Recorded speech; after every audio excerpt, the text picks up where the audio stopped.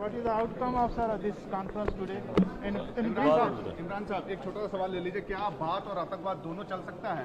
ये भारत की तरफ से आपसे सीधा सवाल है। भारत से तो हम कह सकते हैं कि हम कितनी देर की इंतज़ार कर रहे हैं कि हम सिविलाइज्ड हमसाये बन के रहें, लेकिन करें क्या, एक आरएसएस की आइडियोलॉजी रास्ते में आ गई है। लेकिन क्या तालिबान पे आपका कंट्रोल नहीं है? इमरान साहब जवाब ले लीजिए, इमरान साहब जवाब ले लीजिए।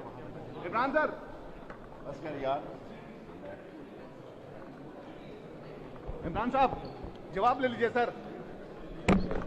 सर आप पे आरोप लग रहे हैं। Thank you very much, please. Thank you.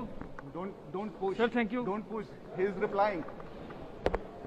PM Imran साहब आप एक जवाब ले लीजिए, क्या तालिबान पे कंट्रोल नहीं है आपका? आप पे आरोप लग रहे हैं। Thank you very much, sir. Thank you.